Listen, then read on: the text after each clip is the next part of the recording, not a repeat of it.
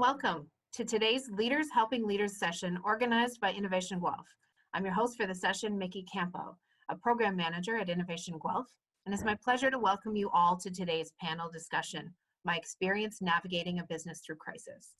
To support entrepreneurs navigating the COVID-19 crisis, Innovation Guelph, a nonprofit regional innovation center, has pulled together the series of online sessions to help business owners and leaders maintain momentum, continue innovating, and leverage opportunities to help them through the many challenges and opportunities that this crisis brings with it. So one important thing to remember is that there will be an after the crisis time where we all look back on this and remember the lessons we've learned. Like the four panelists here today, you might someday have the opportunity to share your story, your lessons, your tips, and your insight with others. And I hope you jump all over that opportunity because we truly are stronger together.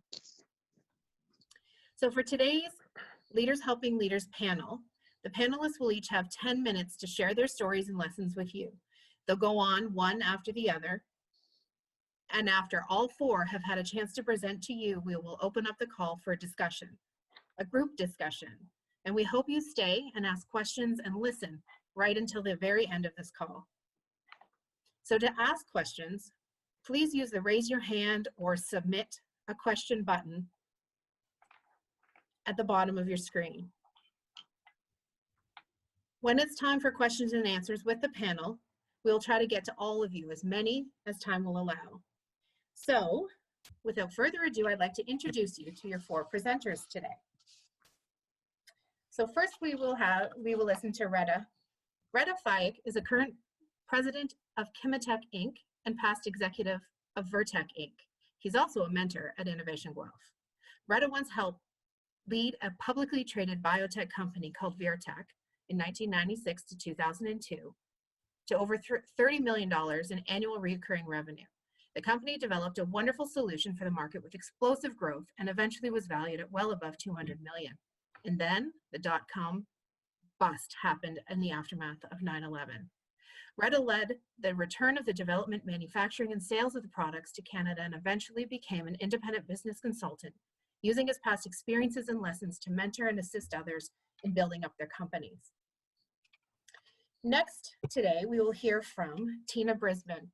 Tina is a business owner of Mambella's Italian Kitchen. Tina has been an entrepreneur for over 25 years. Her first venture into retail was with a company called the Buttercup Boutique, where she designed and delivered floral arrangements to retailers across Ontario. And this helped finance and launch a retail store in St. Jacobs, selling unique garden-themed products to many tourists and bringing the outdoors in. She was years ahead of the trends in the garden industry. And when the major terrorist attack happened on September 11th, 2001, it changed the landscape of many tourist towns that relied on visitors for their economy. And St. Jacobs was no different. Business soon began to suffer and a major pivot was on the horizon for Tina. She just didn't know quite where she'd land. Little did she know she'd end up following her passion and run an Italian restaurant targeted at students that many call a hidden gem. Next on the call today, we'll have Joe Canavan. He's the CEO of Next Canada currently, but he is an icon in the financial services industry with extensive experience as an executive, entrepreneur, and venture investor. His most recent venture, Logic Asset Management, was recently sold to Purpose Investment in Granville Capital Corporation, and the latter combined entity has been renamed Flow Capital Corporation. Prior to selling Logic Asset Management, Joe was a chairman and interim CEO of the Children's Aid Foundation, overseeing its restructuring and highly successful turnaround. Joe was awarded Person of Influence of the Decade during 2004 Canadian Investment Awards. He was honored as Concordia University's Alumnus of the Year in 2006 and was also the recipient of the Queen Elizabeth Diamond Jubilee II Medal in 2012. Joe completed a Bachelor of Business Administration, business at Concordia University, and holds an OPM from business from Harvard Business School. And last but certainly not least, we have Eric Sloka. Eric is a management consultant, and he is a former co-CEO of Atlantis Aerospace and Leadership for a Change. He is also a mentor at Innovation Guelph. So for over 40 years, Eric has been a serial entrepreneur He's created some successful and some not so successful ventures. Those are his words, not mine. His formal education, he began the entrepreneurial journey by starting an aerospace research and training company, designing and building flight simulators and maintenance trainers for military airlines all over the world. 20 years, 300 employees, and many leadership challenges later, he sold his company. Armed with leadership lessons earned at Atlantis, Eric then founded an Institute for Change and provided leadership consulting to organizations both large and small. He shares his leadership experience and lessons with entrepreneurs and likes to keep things simple so they're doable and effective. He is a workshop presenter, speaker, and mentor, bringing to life his passion for leadership, communication, problem solving, and human dynamics. So today, that is your very talented and very experienced panel of 4. So without further ado, Reda, we would love to hear your story, and we'll hold off our questions until the end. Thanks, Mickey. Thanks, everybody. Welcome, everybody. First, it's a privilege to be here. And honestly, I mean, I would never have thought 20 years ago that something would be coming to be benefiting other people from that. But let me tell you, so finished my PhD around 96, worked in my first company, not my first company, my first job at a company called Virtek, as mentioned, starting then till 2002. So it was really my first job after a PhD kind of thing. Reasonably young person and completely naive. And by naive, I mean ignorant. I knew nothing. I only knew brute force, not with stupidity, brute force and intelligence. So these were my 2 only sort of assets at the time. I knew that nothing is impossible, and I knew that I could do whatever I put my mind to it. And with that, very first short period of 1.5 years in the beginning with the company, put something that the company didn't want to go through, but then eventually we end up funding ourselves as a company in the biotech world. I'm an electrical engineer working in robotics. I didn't know anything about DNA other than we are made of it, but I didn't know anything about it. And here we are on a practically very short turnaround, maybe 1 month or something. We decided that we're going to be making instruments for DNA analysis. And I was one of the first 4 that were basically tasked to go and figure out how. All we knew was lasers, and I'm an engineer, robotics, put a little bit of optics, and this DNA stuff, we'll figure it out later. Just to give you the context, I mean, that was pre-2000. Soon after, about 2 maybe years later, we had invested about $3 million US. The business has started in the US. The company is Canadian in Waterloo, but we started in the US, built a team, and we started actually manufacturing, and we started getting very difficult results, and the market was very aggressive. A small Canadian company didn't have really a good time, but we were very determined. I was leading the team there. It was a small division, very nascent division. I just told you how it started, literally back of the envelope, still within a public company. And the team was in the neighborhood of like 20, 25 people. And then trying to push against all the market forces, building equipment that is $80,000, $100,000, made a bill of material of something like 5,000 parts, small parts. Very difficult engineering thing, and definitely I was not a marketing guy or anything like that, and I was not contributing to that much. Then September 11th happened. Sorry, before that, the .com happened, and we started having money evaporating from the market. Just before that, we had raised $20 million. So I mean, we had raised $20 million before the .com sort of bubble burst, and we were basically trying to bring manufacturing to a very larger level. We got the money, and then we started having extreme difficulties. We end up losing a lot of people. We end up having acquisitions that were valued at about 200 million that we refused acquisition offers because of our competition was being acquired for about that much. We refused because we knew we had a better product, but I mean, we didn't have the market access. We were going to tough it, evaporate. All that evaporated.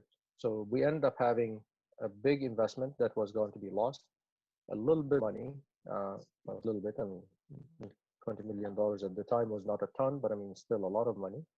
And what we end up doing is basically after losing that uh, potential, we end up regrouping. And what we end up deciding was basically to take the decision to focus on our core competencies, which was building instruments. Engineering, the engineering core team was still half and half between here and the US, Boston. We end up solidifying the engineering team here, building a manufacturing facility. But I mean, during that time, imagine that you're going to have something like maybe 15 people in the US that you actually need to keep on board for about a year, knowing that you're going to be letting them go. And galvanizing that team around that time, despite the fact that they're really uh, working their way out of the job, was a phenomenal feat that later on I understood how valuable that was. The whole point there, the whole lesson from there was if you can galvanize the team around what you're really producing and they take pride in what they're doing, it's almost immaterial what kind of difficulties they can face. And that I'm speaking here on behalf of the all team. Those who were going to be continuing a very tough job after the crisis had passed, those who were knowing that they're losing their job because of the crisis, because we're really going to be transferring technology back in Canada, those who stayed end up having to choose between saving the division, because that was a new division, saving the division and continuing to work for maybe a year or so with 10% pay cut. Every single person unanimously agreed to take the pay cut and to continue to work together for the same purpose and to achieve the same outcome that we were aiming for with the larger team. So you cannot get any worse perfect storm, if you wish, from motivation and external factors that nobody could have predicted or nobody could have actually sort of planned for, like having absorbed that. In the process, I mean, I told you I was naive and completely ignorant. I mean, I saw my stock options go from 50 cents. I had exercised some, go all the way up to $8 and then back down to, sorry, from 30 cents up to $8 and back to 50 cents. And I had not moved. So, I mean, financially, I was not at all.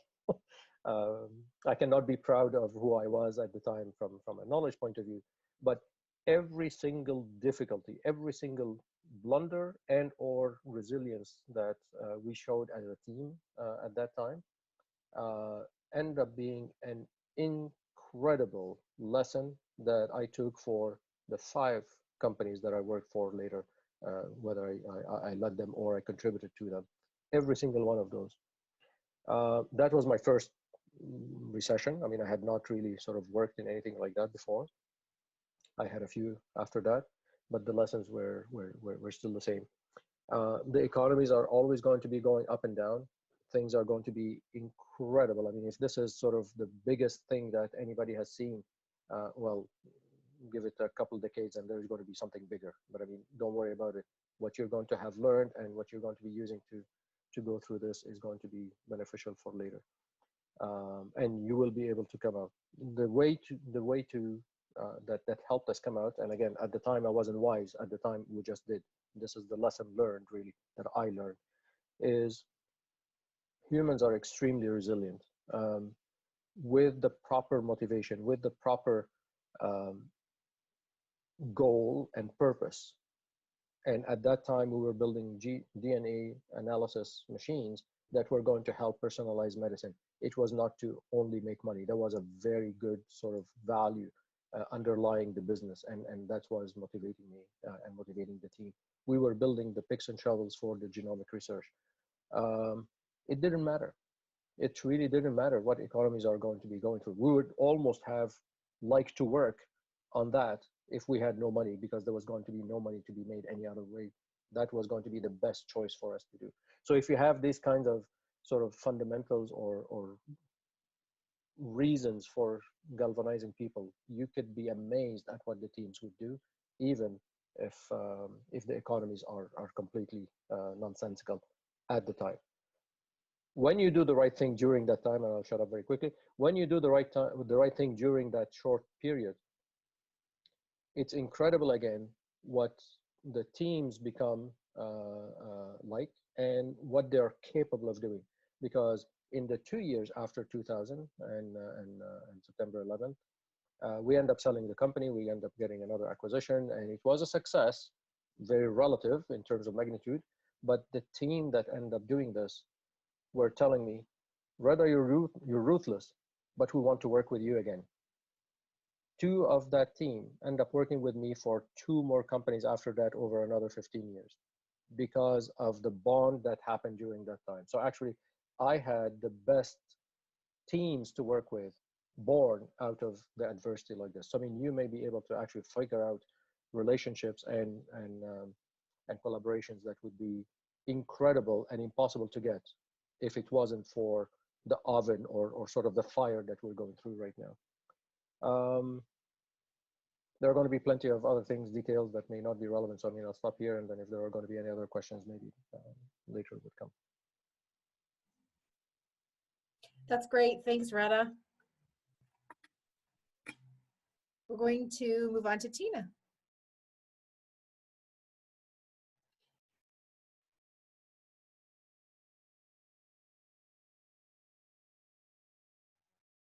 Tina, 1 second, you're muted. Sorry, I didn't want anybody to hear all my noises back here. Can you hear me now? Yeah, we're good now. Awesome. So good afternoon, everybody. I think Mickey gave me a pretty good introduction of what I did prior to my business here in Waterloo, Mambella's Italian Kitchen. And I've been through, this is my 4th major world or city event that has affected me personally and a business that's been a direct hit. So I feel like I have some experience, but it's not something that I'm looking forward to for this time around, because it is obviously a health risk to it. So when I owned my business in St. Jacobs, I never thought that I would ever see what happened with 9/11, and that obviously affected tourism, and the town went quiet. And then just shortly after that, we had SARS, and there was a Health World Organization ban on, or advisory not to travel to Canada because of that. So when the lease came up in 2004, we decided not to renew.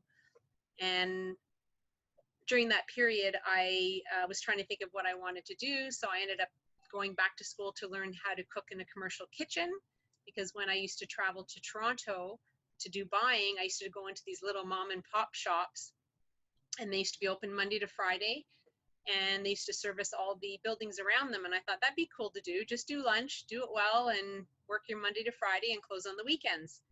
So I found a spot in the heart of Rim country, or Blackberry if some of you are young. And so basically my location was right in the middle of the Rim buildings. I had 23 buildings that surrounded me, and I opened my business in 2007. And the second day that I opened, I had a lineup out the door, and that did not stop for about 4 years. And I couldn't believe my luck of how I nailed the location, the menu, the simplicity of it, and things were just rolling along. And we decided to we started with 800 square feet, and we decided to take on 500 more square feet in the winter of 2010, 2011.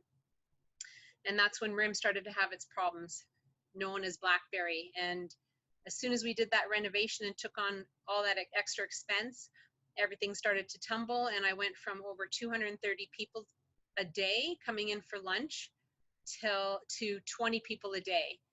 And just last week, I actually took a video outside of my shop, and it reminds me of exactly what it was like back then. So it's not a good feeling.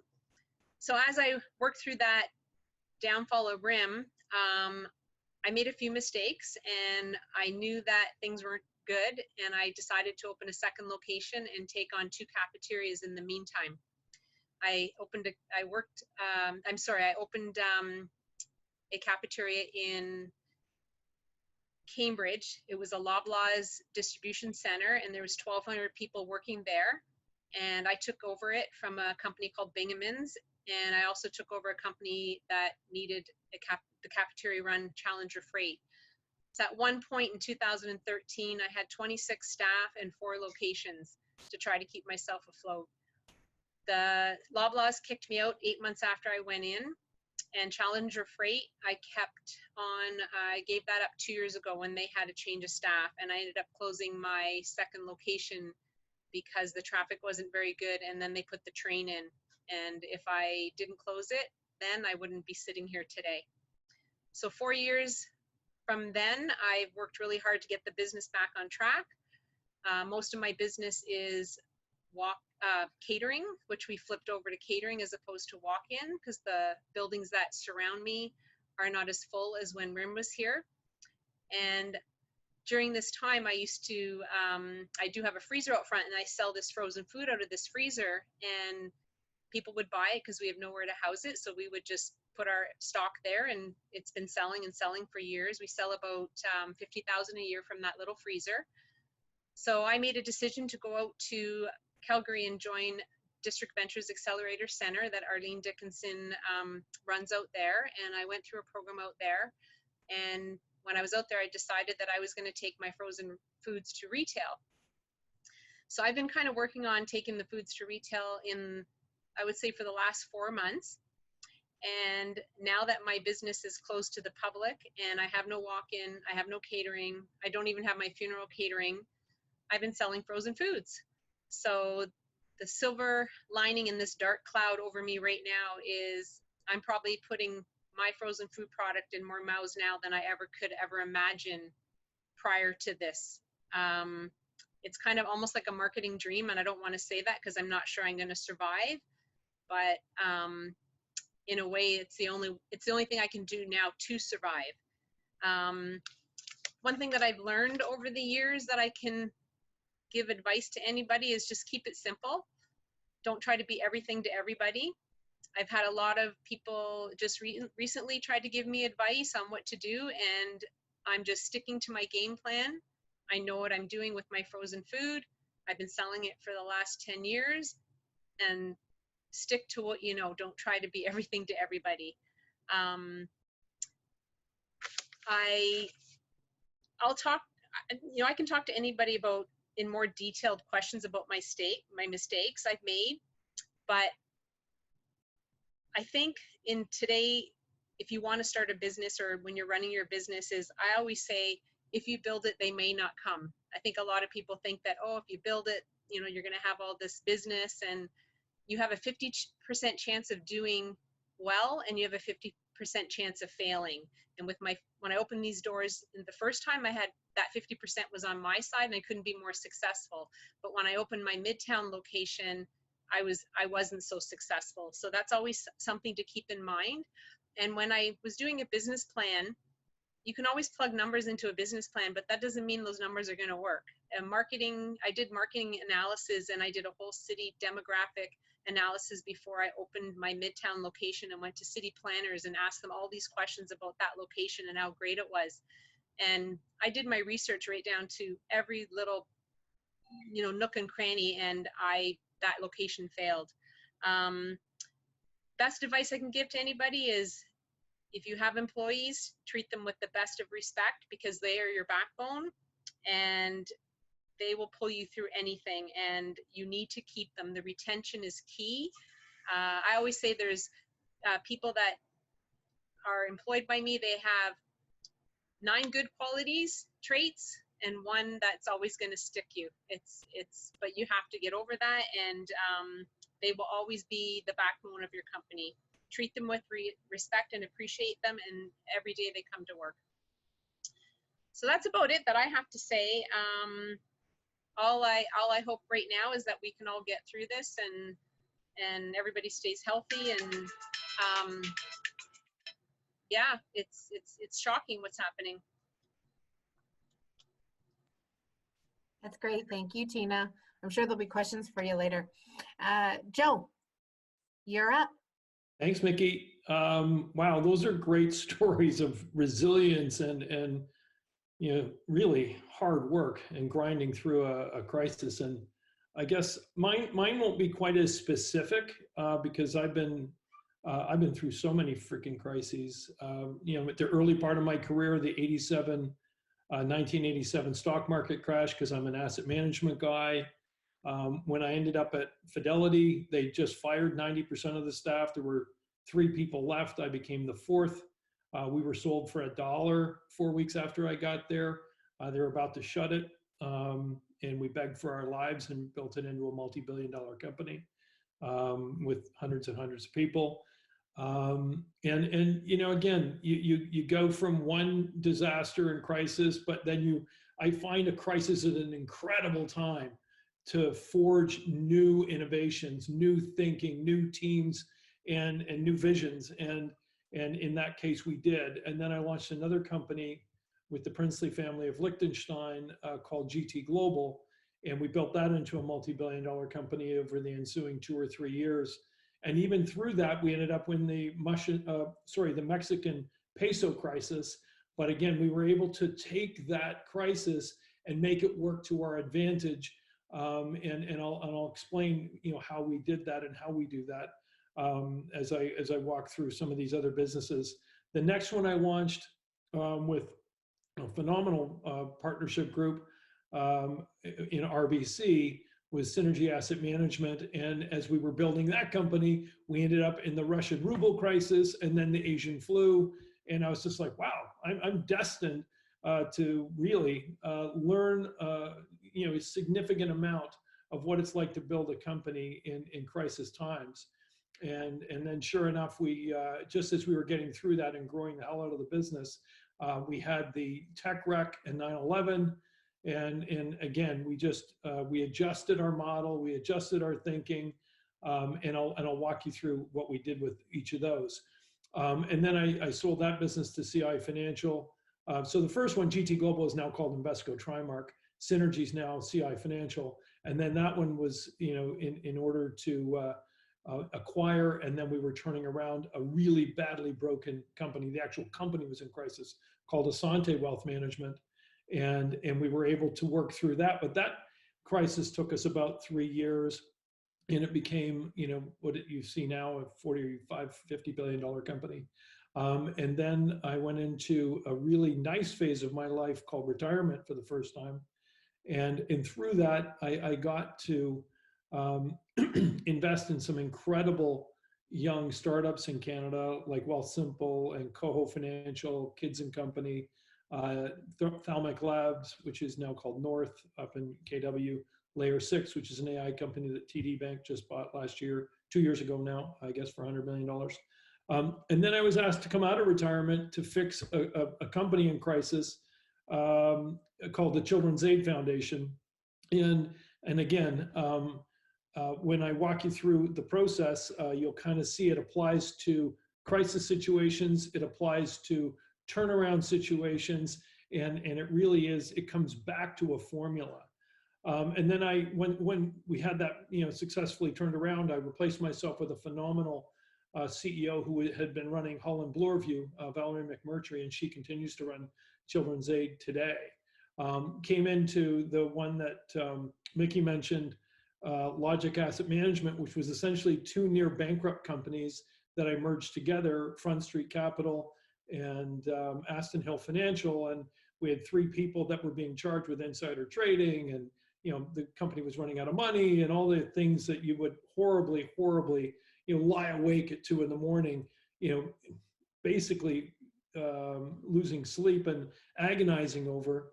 And we were able to merge that together and sell it to Psalm Safe over at Purpose Investments, who not only is he a good friend, I was really grateful that he acquired it because he had the foundation that was necessary to take that $5 billion enterprise and run it and make it much more successful. So that's, kind of enough about me. I was then, I've been on a number of boards. One of them was Next Canada, which is the one I'm on now. And again, it was an opportunity to step into a role, into a company that needed a little bit of help and a little bit of guidance. And here's what I'm going to say about crisis management, turnaround management, and really positioning a company for survival in a crisis. And once you bridge from survival to resilience to repositioning and really rethinking your organization, that's when you go through accelerated growth coming out of a crisis. And quite frankly, that's one of the decisions that we just made as an organization. We went through every single line item on our P&L, and we decided, and it was very close, do we push off supporting and launching 60 or 70 startups this year, or do we push it off to 2021? And there were a lot of really great arguments as to why that would be the right decision. But for me and for our leadership team, we just felt that this was a time for bold, courageous leadership. This was a time to support those companies, because truly we believe if we can support them and give them the resources, give them the tools, give them the academic support and the mentorship that they need coming through this crisis in the fall and early part of next year, we will have launched 60 to 70 incredible growth companies for Canada, which is tens of thousands of jobs, and another 25 with Next AI Montreal in the province of Quebec. So we feel that over the next 2 years, we will have a hand in supporting and launching 150 to 200 companies. So we just felt as a nation building exercise, this was the right thing to do. So what do you do in a crisis, and what was that formula each and every time? First and foremost, you have to recognize as a leader, and Reda and Tina, you've already done this, and so many of you that are on the call are going through this right now. All eyes are on you. The pressure, the intensity, the focus is on you, and it behooves you. This is so critically important, and I'm going to stress it. And it sounds like motherhood and apple pie, but you've got to focus on you. You have to focus on your health. You need to focus on how much sleep you're getting, what you're eating, what you're drinking. Are you in the gym, or whatever your exercise regimen is, whatever your routine is, whatever your mental health routine is. For me, it happens to be meditation. So it's about your mental, physical, spiritual well-being, because ultimately you're the final decision maker. No matter how good things get or how bad things get in a time of crisis, it really is on you. And then it's on your team. And this is something that Reda mentioned. He had a number of people that joined him again and again. For me, that is everything. The one thing that I get right as a leader is hiring or attracting incredible talent. And I can tell you, all those companies that I mentioned, those folks are still really, really, really good friends of mine. And some of them continued with me for multiple companies as well. And it's because we don't just see it as a job or a role in the community. We see it as a team of people that like each other, which really matters, trust each other, respect each other, and know that we'll do anything for each other, that we truly have each other's back. There's no ego in our organization or in any of the organizations that I've been lucky enough to build. It really is about that integrity and that respect. And I call it the bear test. I'm looking for people when I'm doing a hiring process. There are all kinds of metrics that people use, but at the end of the day, especially at crisis time, especially a gut-wrenching turnaround, you're working 14, 15, 16 hours a day with these folks. If you don't really like them, you don't like them enough to want to go for a pint at the Irish Embassy after 16 hours, they're not the right person for your team. Because you're going through this, you're crushing this with them, and you're trying to forge something. So when you come out the other side, you still like each other, and you now have a company that's on an accelerated growth trajectory. So this is the time that you as a leader prove your integrity, you show your character, your grit, your resilience, and your ability to inspire. In light of all the negative stuff that's going on and is feeding people, it's also your ability to help see a vision for the future. Show that light at the end of the tunnel, because in the 08-09 crisis that I went through with Asante, they're basically, I was lucky enough to spend time with Ben Bernanke, who was running the Federal Reserve. He said there was no light. We didn't even know we were in a tunnel. We were sleeping under our desks. And he said What I had to do was act as that guiding light, act as that example until we could see the light at the end of the tunnel. That's what we need to do as leaders. We need to shine a light on what is possible, what the potential is, because you need your team to be able to ride through it. The next thing I would mention is communication. You have to communicate over and over and over and over. You have to take your level of communication to the highest level imaginable, whether it's with your board, whether it's with your donors, your investor group, your staff, like my leadership team, we used to meet once a week for an hour. We now meet every single day, right? It's about communication, communicating with that board, communicating with your investor group, your stakeholders, because the minute you kind of go quiet, the minute you go into the shadows, it scares the heck out of people. They need to know that you're there. They need to know, even if it's bad news, that you're going to be responsible for telling them that bad news. And I really do believe that this is that period that you can't over communicate. The more you can be there, the more you can share, the more you can support. So we have 600 alumni companies that have been launched out of Next. We are now meeting with them in panel discussions like this twice a week to help them through this horrible, awful period and try to see a future where their company can survive and then ultimately thrive. And so I will leave you with that. This really is that defining moment as a leadership group, as an individual, as a leader, as a team, in really supporting all of your key stakeholders through communication, and then doing all the important, essential, foundational building pieces to make sure your organization is strong enough to sustain itself through this horrible period, so that when you get to the other side, you are ready to really grow aggressively. And truly, every single crisis is an opportunity for massive innovation. And every crisis in mankind has brought that massive innovation. And quite frankly, why wouldn't it be you? So I'll leave you with that. That's great, Joel. Thank you. I like that beer test thing. Eric, you're up. Thank you, Mickey. About all I can do is echo what the previous three speakers have said, but I will do it anyway because they're all very important lessons. I was fortunate to meet three guys in university, and we became really good friends. And after 10 years of that, we decided to start a company called Atlantis Aerospace. And like most entrepreneurs, when you first go into it, you don't necessarily have this clear vision. So as things evolved, we went from doing $20,000 a year, and we kind of languished in that little area until we actually found that little niche that worked for us. And that little niche was applying microprocessors to anything that required training or some sort of innovation. And we found that the military and the airlines were our perfect target market. And we started making training equipment and flight simulators.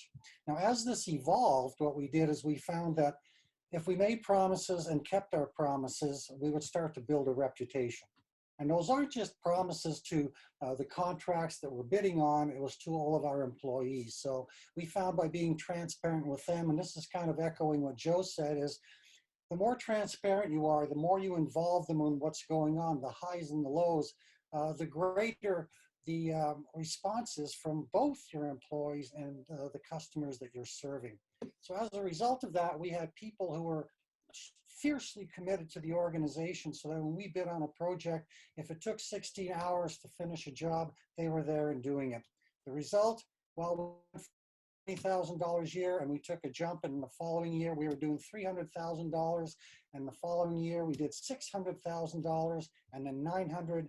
And so by the time we got to about 1986, we were doing $6 million worth of business a year. We had a fabulous reputation, and all these militaries and governments were coming to us to do this work. It was about this time that we got the opportunity to bid on a contract for the United States Air Force for their premier fighter jet, the F-15 Eagle. And we looked at this, and it was pretty involved. And by the time we were done bidding it, we had spent $300,000. And by the time we put in the quote, it was $15 million. So we submitted that. From the time we submitted that to the time we were awarded the contract took 18 months. So during this entire time, the organization has got that really positive attitude. you're going to win this, you're going to get it. And then finally, when you do, you realize you have to do a lot of planning because this is a lot of growth. So it guaranteed us a lot of money over the next 3 years. So we needed a new building. Right at the time, we were about 65, 75 people in a building. We had rented space in the building beside us on both sides. And it wasn't exactly an efficient way to operate, but it was actually getting the work done. And we were starting to prepare for this new contract. We decided we needed a new building.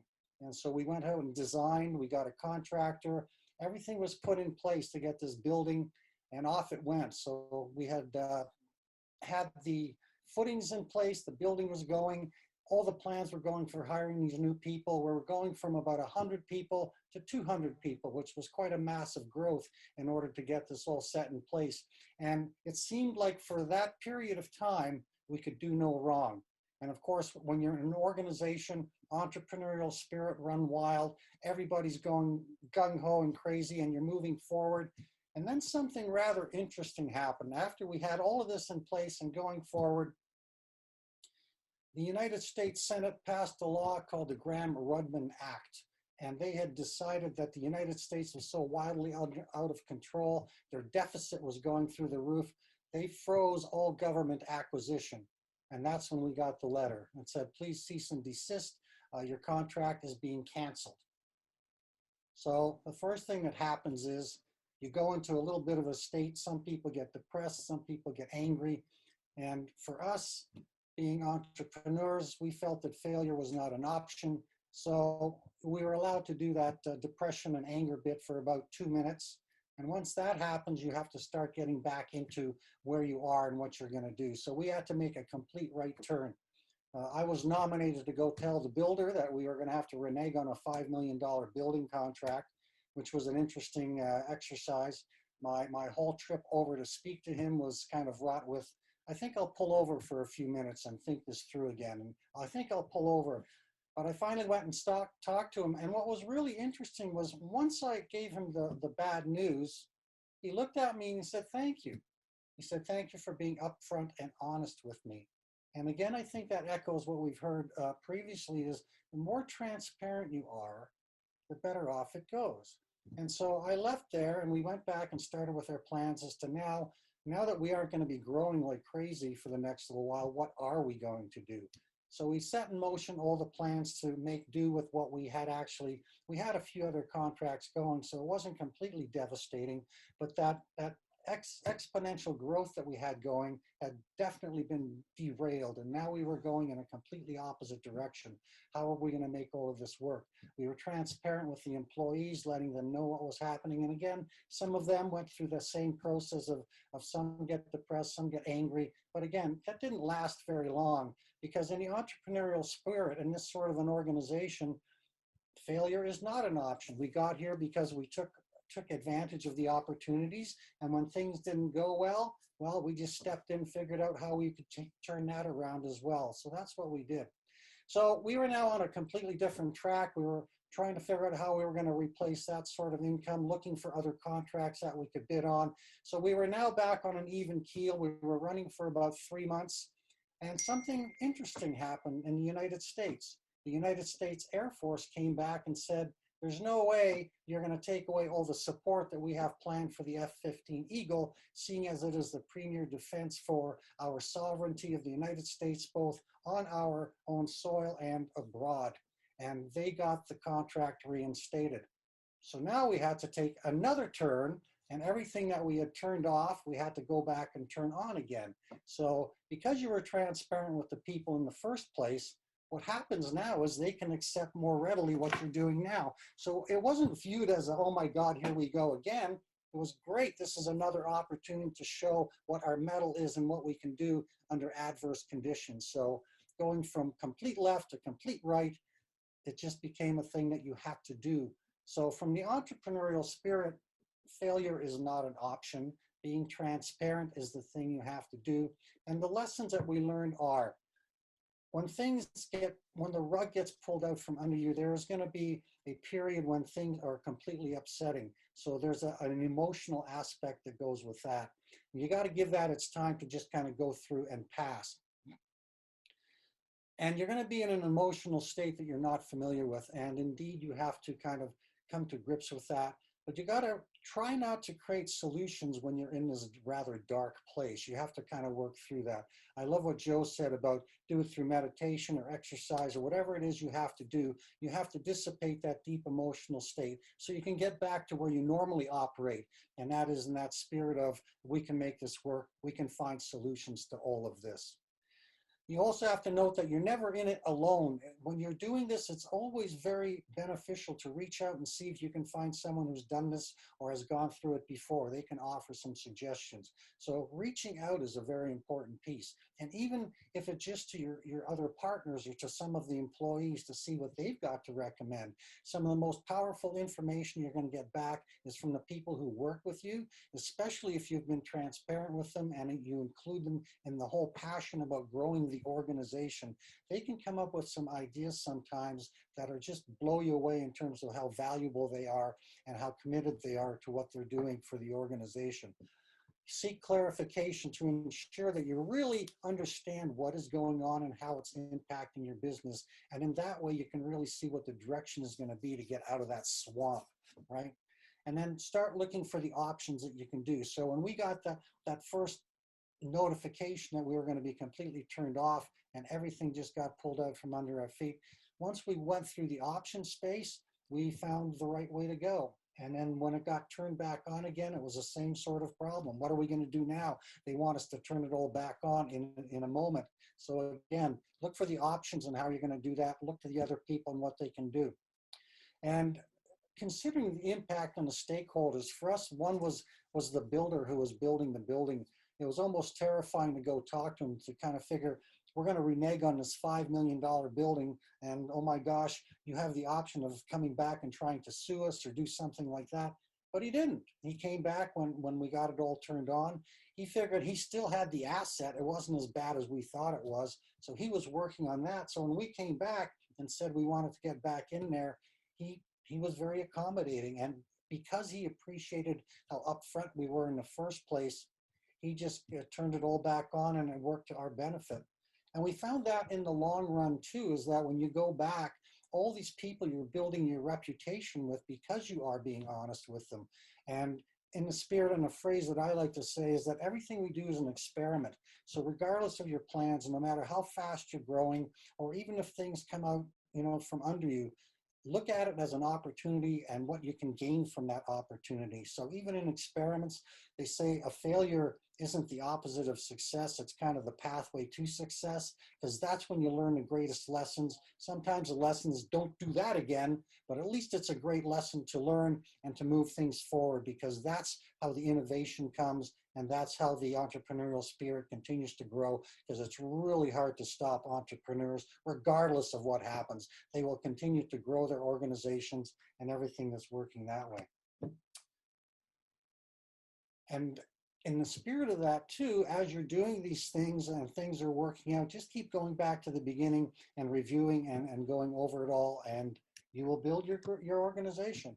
Now, here's the funny thing is when I went back and started to talk to some of my former partners about this, they went back to remember the whole thing, and they didn't remember this particular problem, but what they did remember was the growth that we saw after that. And the organization eventually grew to do $30 million a year, and we had 300 employees. So the hiccups in the road are nothing. The growth that you're going to see because you keep going, that's what it's all worth. So thank you.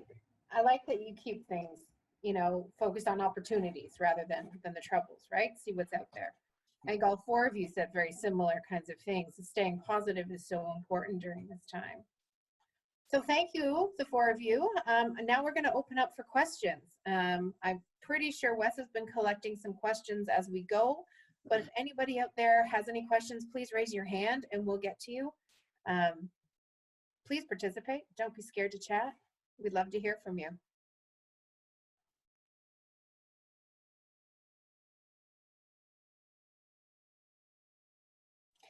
Wes, you have a couple questions, right? Yeah, so I've got one question here. This question is kind of for all of you. How did you motivate yourself to really push through and kind of overcome all of the hurdles that you were experiencing at these difficult times? Okay, I'll jump in. That's a great question. How do you motivate yourself? Well, if you back up to any entrepreneur, the way they motivate themselves initially is they have this core passion, this desire to grow and go forward and everything. And what the bump in the road does is it just impacts you emotionally, but it's really temporary.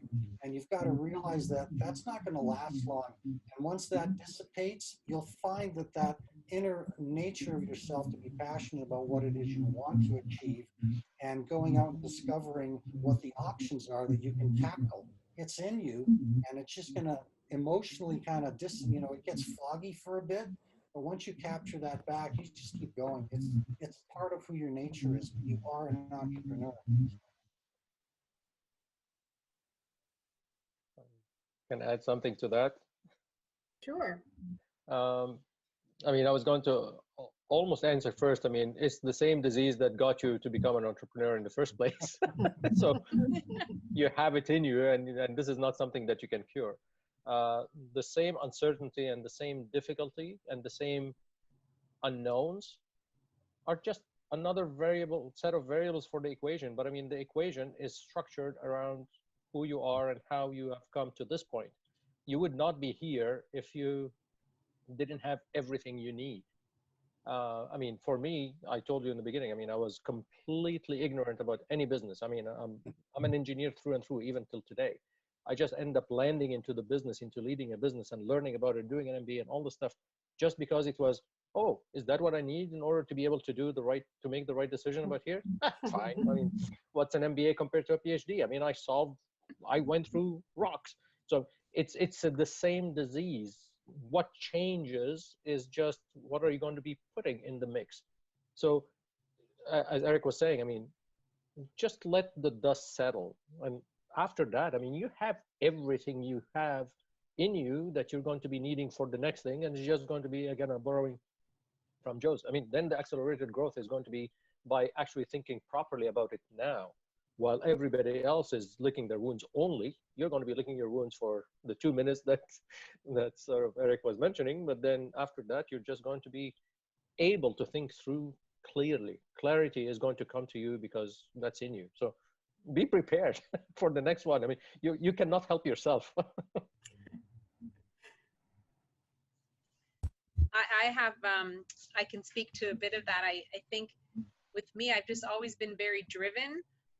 And most of the people know me, well, they just don't understand how I keep going time and time again after things just seem to happen to me or bad luck follow or whatever. But I just feel like I think you're really born with it. I finished high school. I never went to college. I never went to university. And I think all my education is based on experience. But I think you have to be really, really driven to get your ass out of bed every day and go pull yourself together to run a business that you know might not survive, the next day, or financially, if you're in financial ruins. And I've been there twice now. It's shocking, but then you kind of pick yourself up and you just do it again. I think I don't know. I don't know if we're really smart. Anyways, you have to be very, very motivated, and money cannot motivate you. I can tell you that. There's been many, many times where my staff, I've said to them a few times, you make more than me. So I think motivation sometimes is from a fear of failure. That's what drives me some days, especially in a tough time. But I would add one other element that has been a really big factor in my life, as well as each of my different leadership roles, and that is having a very, very clear long-term vision, a 10-year, 5-year, 3-year, 1-year vision and goal. And then every time I head into the eye of the storm, this really horrible crisis mode that you heard me get into multiple times.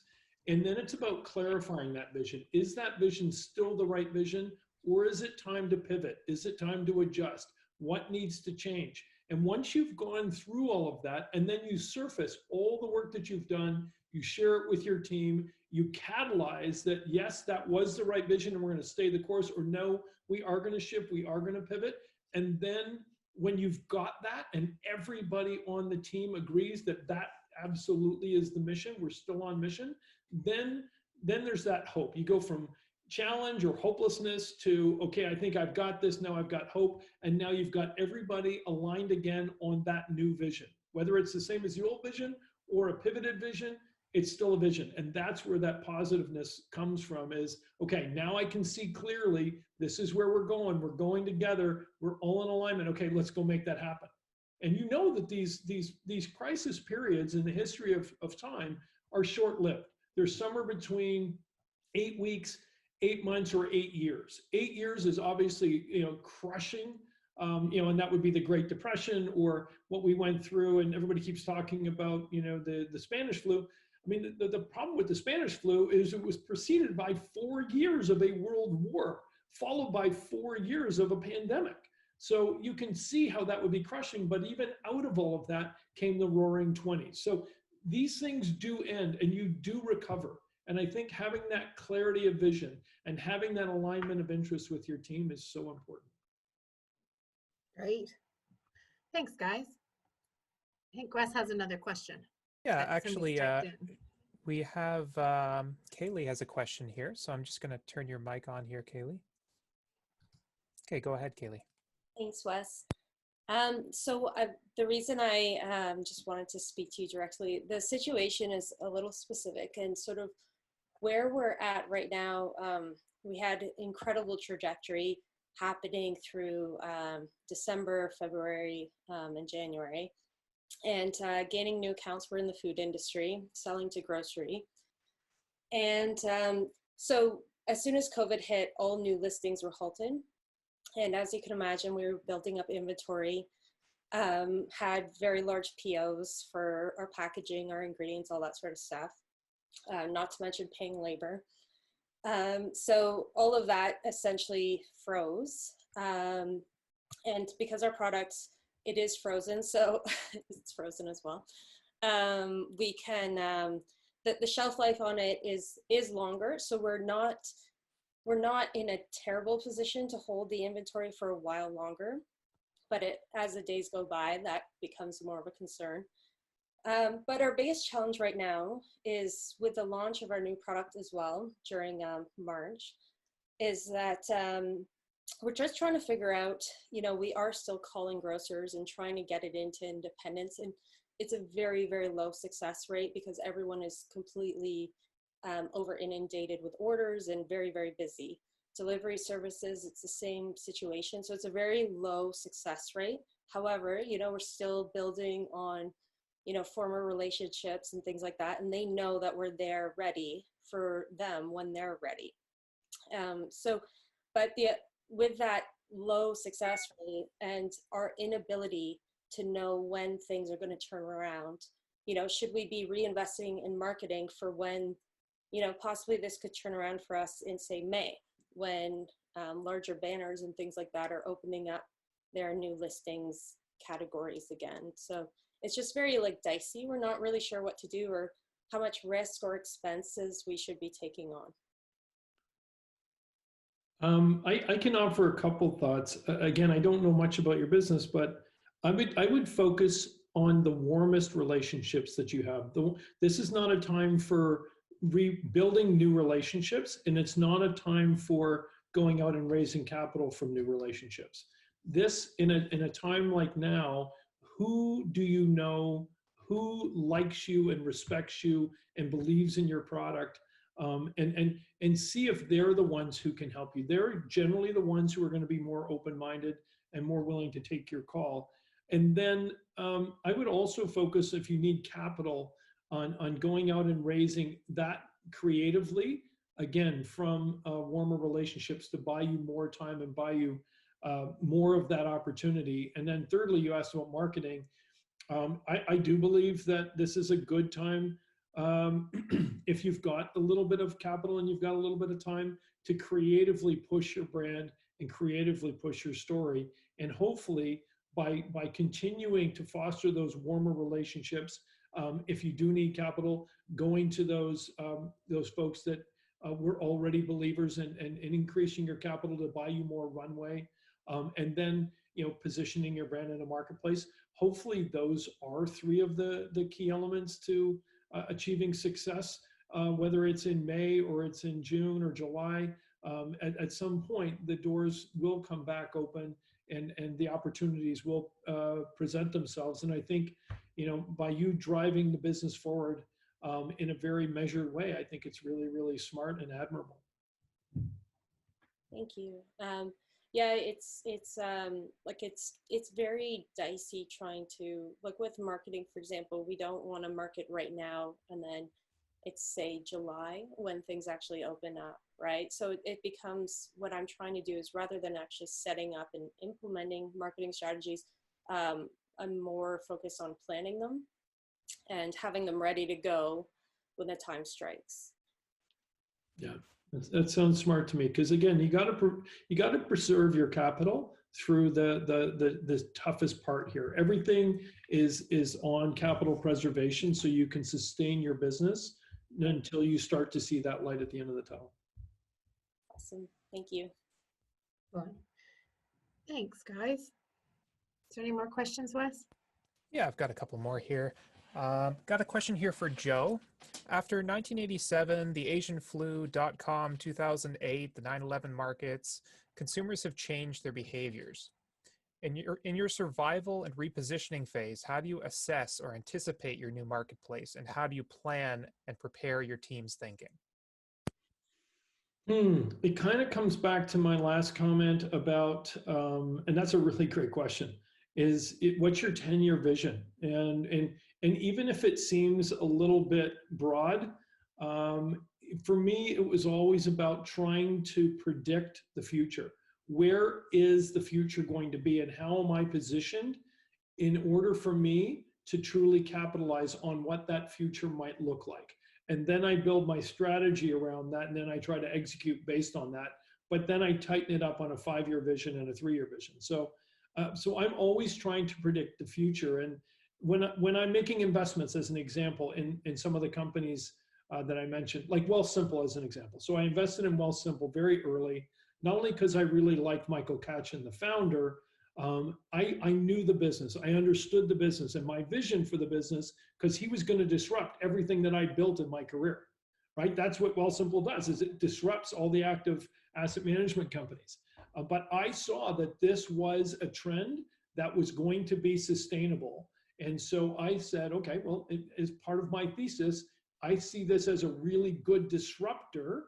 And I want to get on top of that. So when I looked out 10 years and 5 years, I saw that business and that model being a winner. And then I identified Michael as the right person to lead it, and was on side and supported it. And I did the same with Coho Financial. Again, another disruptor in the financial services space and a game changer. Kids and Company, Victoria Sopik, corporate daycare. And it's been a rocket ship. So these were all things that I kind of looked at the future, and that's what we're kind of doing with Next AI, is we really believe artificial intelligence 10 years out is going to be kind of, the game-changing technology. So how do you get out in front of that with NLP, machine learning, computer vision, and so on? And how do you position your business or your businesses, because we have a wide swath of them that are positioned for that success in artificial intelligence in the future from a Canadian standpoint. I hope that's not too broad, but that's kind of what I would emphasize for you. Great, and I've got another question here. This is another one for all of you. What's one specific mistake that you've made that you wouldn't want to repeat, in particular in light of COVID? And how are you doing things differently because of that?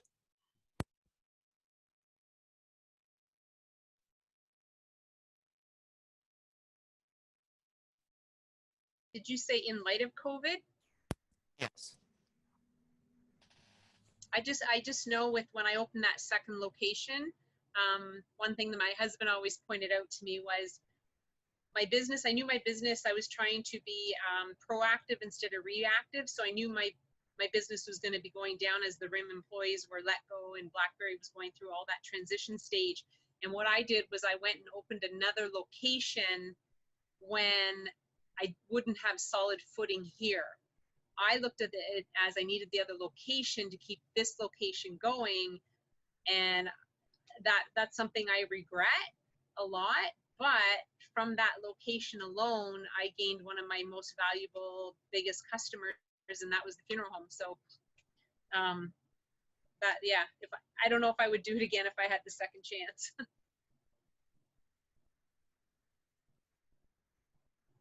If I can answer here. You say the biggest mistake, and I kind of felt a little blank when you said that. And then I realized that it's not so much the mistakes you make or the failures you've had. I think it's the learnings that you've had from them.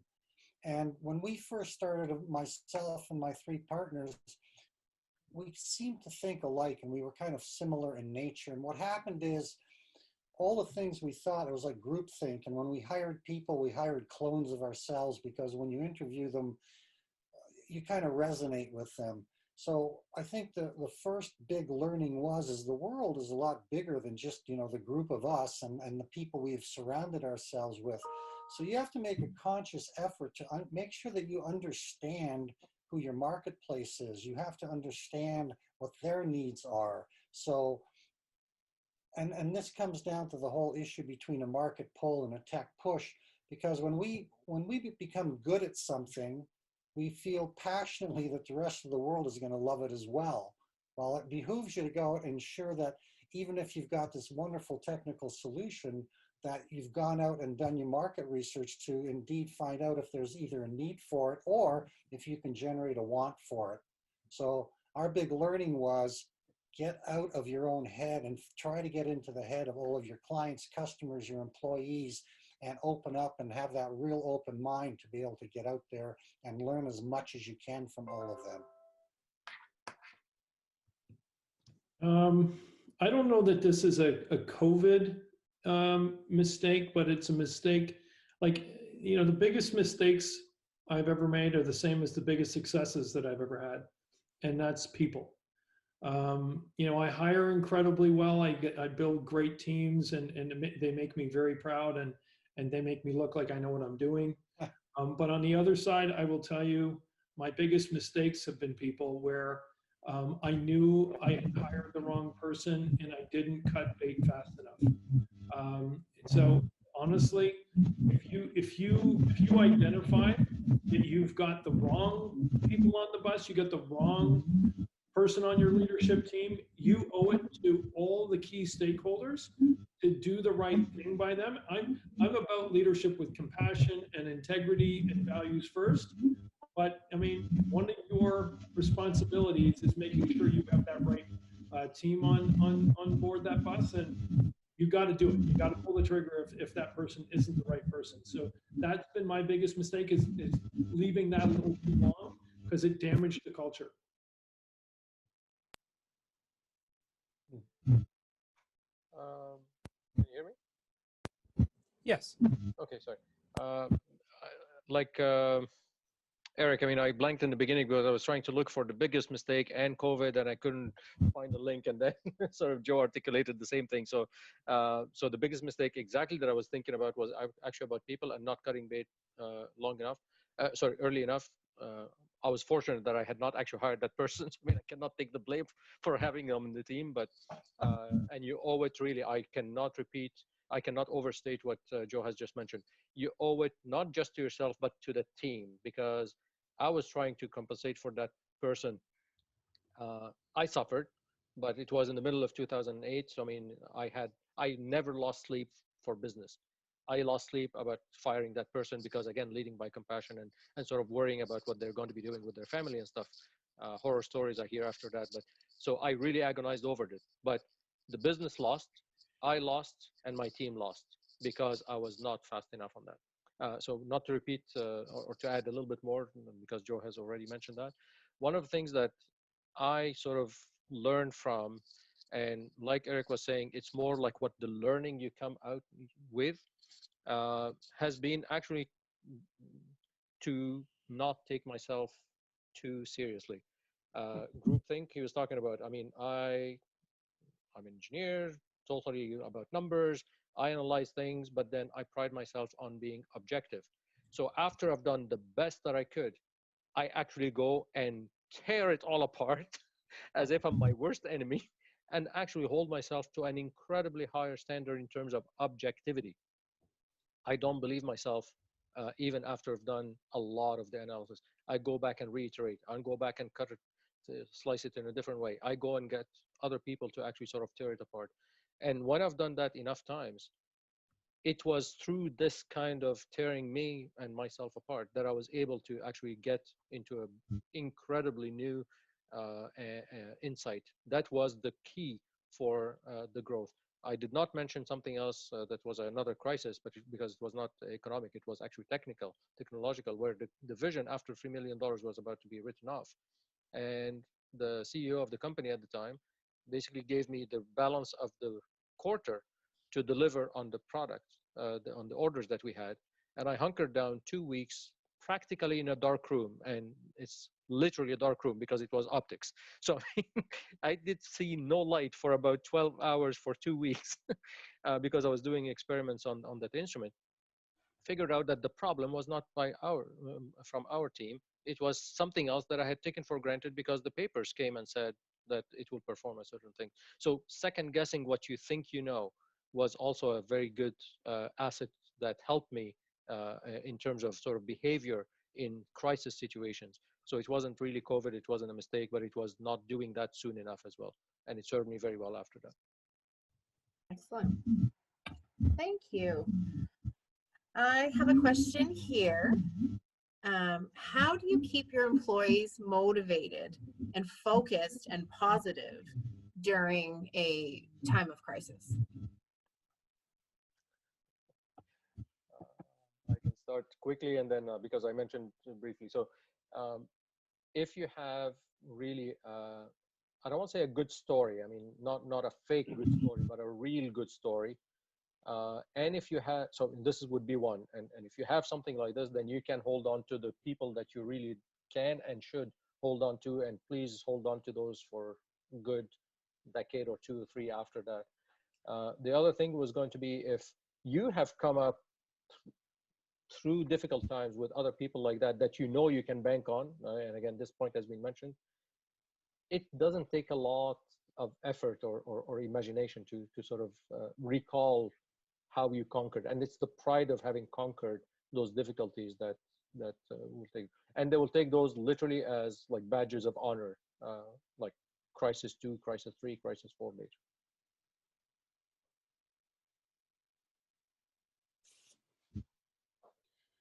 I'd just like to share a little story and everything I learned from it, and then how I applied it in leadership. I used to share my home office with my 2 younger daughters. And it was interesting that if you ever found something interesting on the internet and you said, hey, come here and look at this, because you would want them to kind of get into it, they would sit there and continue to do either their games or whatever they're doing on their computers. And, you know, if you try to get them to do something, it's impossible. One day I was sitting there and I looked at something and I went kind of, huh? And there was this pause and he said, what? What is it? I said, oh, nothing. And they came running over to look at my my screen to see what was going on. So if I got pleasure from it, damn it, they weren't going to miss out and they were going to get pleasure on it. If you want to motivate, if you want to raise the spirit of the team and everything, you're the leader. Guess what happens? If you're positive, if you're motivated, if you're showing interest in it and you're moving forward, they will follow because they do not want to miss out on anything. So leadership, and this is how you serve them, by creating the example and being what it is they want to be as well. But they don't want to miss out on anything. So be the leader, be the motivation, be that spirit that drives them all forward, and they'll follow you. So. Yeah, and I would add to that, it really comes back to that earlier thing about being on high alert in communication. So we took our weekly meetings to daily meetings. The daily meetings included check-in not only with the leadership team, but how is your team doing? Have you been checking in with them daily? And when there is any kind of anxiety or distress, how do we stay aware and get out in front of that? And then, so for instance, we did have that happen recently. And so we are now meeting on a social basis over Zoom. We're doing Quarantini Tuesdays. And we did Fromage Fridays. And then last week was Easter, and I knew people were getting a little squirrely. They were getting tired of being in their house, and, you know, they have different views on pets and kids. And so we had flowers sent out to everybody so that they could celebrate the long Easter weekend with something a little bit that was going to beautify their space and remind them that we as a leadership team really did care about them. So I think it really is about making people feel that they're being heard, and that they are special, and that you're there for them, and you're going to help guide them through this, you know, dark time to a more positive time. Love that. I like Quarantini Tuesdays. Hey Wes, I think we should do that at Innovation Guelph. I like that sounds good to me. Definitely. All right, Nadia mentioned she had a question. Would you like to speak, Nadia? Yes, sure. I was just wondering, you know, during this period of uncertainties, not knowing when we're going to come out of this crisis, for each one of the speakers, what would you say is the most critical aspect of surviving this period? Like, if there's one thing that you would be doing right now so that when you came out of this period, you can act on it, what would that be?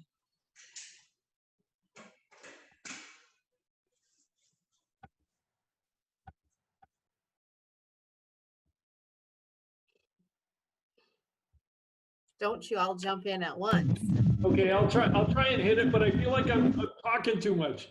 So the one thing that we are doing is sessions like this. We're taking our 600 founder alumni, and we're getting out in front of it, because I really believe that as they are going through really, really tough times, as they're assessing, is their company going to survive? What are all the tools? What are all the different actions that they can take to strengthen their balance sheet, strengthen their P&L, keep the foundation of their business strong? So we're doing things like this every couple of days, to give them all the information, all the tools, all the resources to help get them through this. So I mean, for me, that's everything. I feel in order for us to earn the respect of that group and really be there as a support mechanism, we need to bring that value, just as you're doing with Innovation Guelph. We're doing that with Next Canada alumni, and in some cases, we're looking at partnering across the country to bring this out to small and medium-sized businesses that aren't part of Next, because this is a time of nation building as well. This is a time where Canadians can reach down inside themselves and support and help other Canadians, and in this case for us, other Canadian businesses. And it really matters to me, and it really matters to our team at Next Canada. Wonderful. Yeah, it matters to us too. I think it's so important right now that we all partner and come together and offer things like this for all of our entrepreneurs. It's a huge asset to be able to help. It's a blessing in many, many ways. We have, just for purpose of time, because we have only a few minutes left, we have 2 hands up right now. So we'll quickly get to the last 2 questions, and then I have a little bit of a closing that I want to do. So we'll keep these last ones a little bit shorter, but still some good answers, I'm sure. So we are going to unmute Jim. Go ahead, Jim. Hi, thank you. So I've got a company that I started, we opened about a year ago, and a lot of upfront costs and more costs than we thought we were going to have and everything. We were just sort of getting the ball rolling and starting to really ramp up and almost getting to the state that we were, you know, looking to be profitable.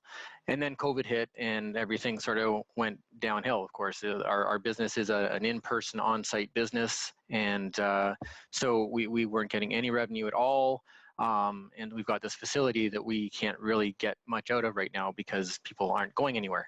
So, you know, it's very difficult to pivot from where we are based on the infrastructure we've got. We're more looking around how do we ramp up and get ready for the end of the isolation time. And so I guess my question is, what are the biggest things that I can do, getting that communication plan ready, talking with the team, seeing if there's anything else we can do. I sort of get that stuff and trying to have that vision of where we're going. But I think I'm wondering if there's anything specific that could really ramp us up to get those people out of their houses and to our location, as quickly as possible.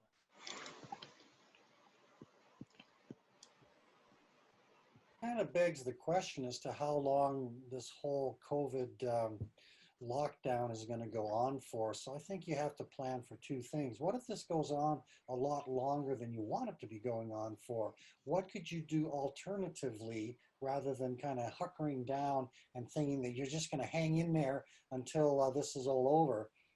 Assume it's not going to end. How would you change your model that you could actually bring them into yourselves, like let's say online like this, and see if you can't create some value that way? So look at it in two ways. This is going to end in a week, and how are you going to, wind it all back up? And I think it sounds like you got a handle on that. Or assume that it's going to go on forever, and what can you do to change the model in order to make it work for you in that way? Okay, thank you. Yeah, I agree with Eric. Be creative on your revenue. How can you adjust your business? How can you drive revenue or customers today virtually? What can you do to really shift your model or sell forward the future revenue? One of the things that I'm really impressed with are companies that are saying, listen, you're going to be paying me X dollars. I'm going to do that on a pre-revenue basis. I'm going to give you that at 75% of the cost, because I want to support you as you're going through this. You're supporting me, and we're working on that symbiotic basis. So think as creatively as you can about your business model, because I think Eric's absolutely right. What if this is an August thing or an October thing? You want to get to that other side, and if that means creatively driving revenue in and supporting your customers in a way that you weren't thinking of doing before, but now because of this new information, the new environment, now you're really creatively helping them in a very, very different way until normalcy reigns supreme. Wonderful. We have one last hand up, and then that's it for today. So we'll keep this one really quick. Lucy, I'm going to unmute you. Hi, hi everyone. Thank you for sharing your stories today. My question is for Joe. So I am Lucy, the founder of Lulu Education. We are an online education company that specializes in creating the Canadian classroom experience online. So we've been quite successful with our group classes, and we have a community of professional teachers and parents. So at this time, we are trying to expand and give more access to Canadian parents and help them during this time. So when you brought up your example with the kids and company, and you were talking about investment and projection, I was quite fascinated and especially interested in your next program. So my question is, if any of us were interested in pitching to you or kind of looking for investment, as we are, since we're expanding in Canada, and we're hoping we can offer more of the learning experience for Canadian parents and connect with others in the education industry, is it possible to reach out to you directly, and how would we pitch the idea to you? So the answer is yes.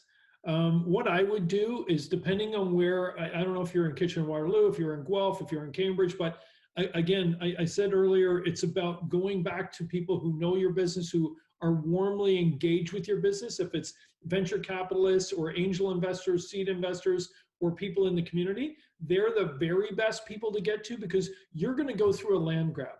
You're in a very fortunate position. This is an opportunity for you to prove how valuable your service is. You're going to be one of those few businesses that can grow or accelerate your revenue through this period. And people are craving what you're offering. And so when you think about the type of businesses, the Netflix, the Amazons and others, This is kind of that time where they go on and they capture an enormous amount of new customer base, and that's where you are. So I would, get a little bit more. I don't know how much capital you have, but if you need more, I would go to all the people that know your business, who see it for the engine of growth that it is, that it's going to survive through this crisis, because clearly you're providing a service to help them get through the crisis, and it's going to prove itself on the other side of this crisis. And everybody loves to be on a winner early. So I would say that those are the key elements, and I would start with the people who know you already, and I would do as much as I can to market the heck out of your brand so that everybody starts to know your name. And right now, you don't care about making money. You're about getting new people onto your platform and getting that Lulu education experience, because once they're on there, they could be yours for life. So this is your land grab. This is your opportunity to go out and get it all in there. Thousands and thousands of new participants on Lulu education. And it's kind of whatever it takes to draw them in, because, in all likelihood, if you've helped them get through this gut-wrenching, challenging time, they will be loyal to you for life. So, but the other side of your question is, will I talk to you one-on-one? Absolutely. Wonderful. And in the recap that we send out after this with the slide deck and everything, there'll be some information about Next Canada put in there as well. So Joe, she can absolutely learn about your programs or visit your website too. Wonderful. So we've come to the end. I just want to thank you all for this discussion today. Integrity and resilience, perseverance, vision, communication, grit, hope, relationships. I mean, these are all huge and relevant, motivating themes that have come from today's call. So I'd like to take an opportunity to thank each one of our panelists today, Reda, Tina, Eric, Joe. Thank you very much. I appreciate your openness and honesty and willingness to share your lessons and stories of hope and of the other side with us today. So thank you for all engaging in these questions and answers and in this conversation. And at Innovation Guelph, we will continue to find ways to support you all through these challenging times with workshops, seminars, panels, opportunities, all virtual, of course, right now. But we're working remotely, but that doesn't mean we're not still working, and we are working for you every day. So please reach out if you need any support. Our talented staff and our team of over 60 industry specialists and mentors are ready and willing to help. They'll help you through this time, the struggles, the talks, everything. That's what we're here for. So do engage. We are stronger together, and I appreciate you all sharing your afternoon with us. And I wish you all a wonderful afternoon and rest of your day. And thank you very much.